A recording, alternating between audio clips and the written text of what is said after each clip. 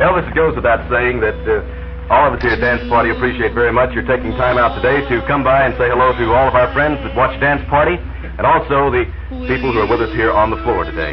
And it's nice that you were able to spend these past few days at home. How is it that you've been at home for so many days in a row here? Well, it's the first time I've been off in months. I've been on the road. I've been out on the West Coast and everything, and I decided I need a little rest. A few days off, huh? Yeah. Well, you don't want to go too fast now. And I'd like to tell you that I really enjoy it. I mean, I hear, all these people. Well, we're certainly glad to have you here. Elvis, we want to ask you a few questions and... Shoot. Okay, here we go. Let's go back to the beginning, first of all, to your quick rise to fame.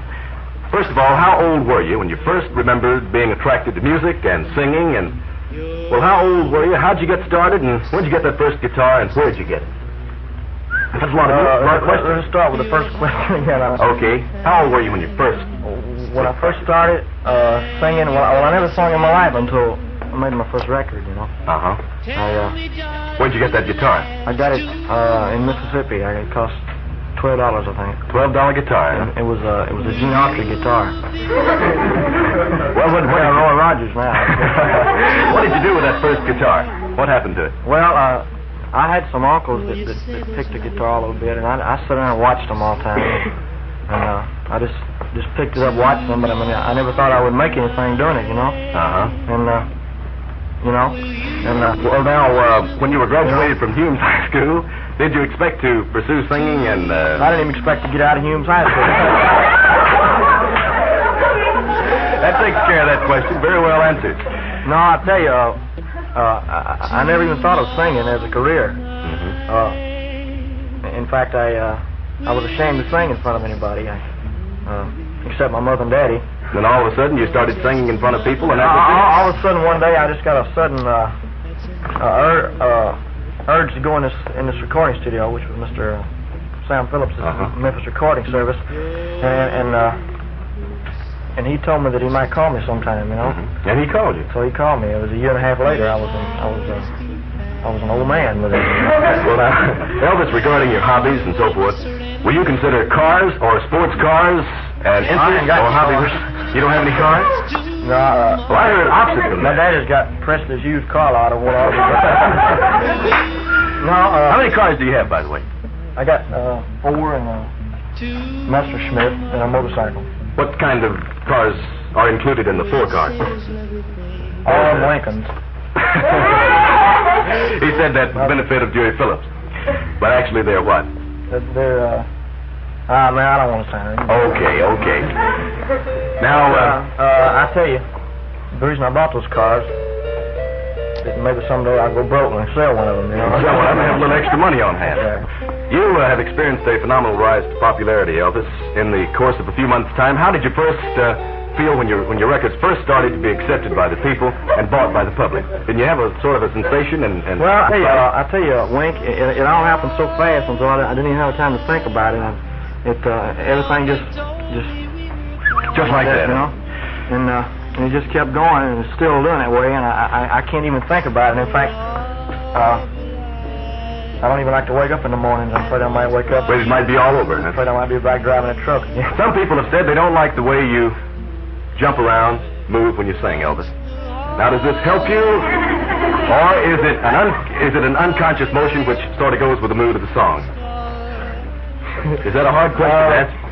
Well, I tell you, I'm not doing it on purpose. I mean, I'm aware of everything I do at all times, but it's just the way I feel. I mean, if I were, I can just picture somebody singing a rock and roll song standing real still. I mean, I'd go nuts standing there, Mm-hmm. And And people everywhere say, well, I know, and you've heard it too, more than likely, all this type of thing is just a craze and a fad, and like other fads and personalities in the past, Presley and rock and roll music will depart in due time. What is your feeling about this along this line? Well, I'm inclined to agree with them. I mean, people change. I mean, sometimes they like you, and then again, later on they don't. Mm-hmm. And the rock and roll is real hot right now. Mm-hmm. And I like it. It's very good. It has a feeling, and people enjoy it. People enjoy dancing to it. And there's some very beautiful records made in rock and roll style, stuff like The Magic Touch, The Great Pretender, and stuff like that. I mean, you know, they just don't make any prettier songs than that.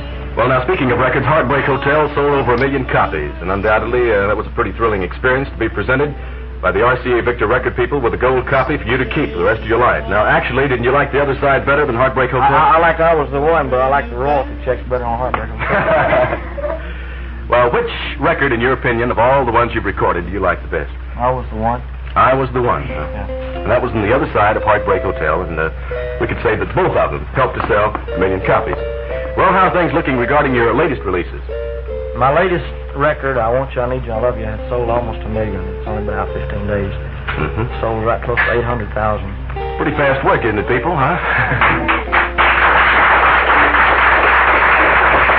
Elvis, you've made many personal appearances. You've played many one-nighters, and you've appeared on several big-time television shows, and you've sang. Now, which do you get the biggest kick out of? Which do you enjoy the most? Do you like the live personal appearances or television better? I like live personal appearances better. Any particular reason? Well, I enjoy it. I mean, on television, you're limited, you know. I mean, you can only do so much, and there's so many rehearsals. You rehearse and you rehearse and you rehearse some more, don't you? By doing only so much, I mean that, you know, you only do a couple of songs, and by the time you get warmed up, well, they're dragging you off. That's it. Well, of the cities and towns you've visited in the past few months, you've met lots of people, you signed lots of autographs, and I understand you've lost several shirts in the process. Well, there's been some pretty wild stories, like the one of Kansas City, where my drummer was thrown in the orchestra pit. There wasn't even an orchestra pit there. What it was a barn. Well, actually, it was. It was more or less a great big barn we were playing in. And they overran the police. I think there were about 6 policemen around the stage. And about this Judas Freckles, that I've been getting a lot of publicity with Judas Freckles. I started when Judy gave me a ring out in Las Vegas. She gave me this ring here. And what ring there? It is a pretty big ring, isn't it? Would you show it to us close up there? Sure. It's pretty big and a beautiful ring, too. Somebody started that she was wearing my ring and I was wearing her ring. We were wearing each other's rings. That's the way to go. How about the big show at Rustwood Park scheduled for July 4th? Bob Johnson surely, I know, wants us to mention that, and we want to mention it. I believe the proceeds from this show go to the Cynthia Milk Fund. Is that right, Elvis? Yes, sir, that's right. And I'd like to say let's see, what would I like to say? I'd like to say that we have a diamond ring that we're going to have as a door prize. It's my initial ring. I've had it for some time, and it has 14 diamonds in it. And we're going to give it away at the door as a door prize. I see. And everything. And all the proceeds from this particular show, this is July 4th at Rustwood Park. Elvis is going to be there. He's going to sing and play. His band will be there. Many other stars will be there, too. And we will certainly want you to watch Bob Johnson's column in the Memphis Press Cemetery, watch all the publicity on it, and get your tickets in advance. Elvis Presley, I want to thank you again because we know you're a busy man, and thanks a lot for coming by and seeing us at the dance party and saying hello to all your friends here in Memphis and the Mid-South. And anytime you're in town and want to come by, we certainly will welcome you. Well, thank you very much, Wink, and I'll see you again. Okay, thanks a lot. Elvis Presley.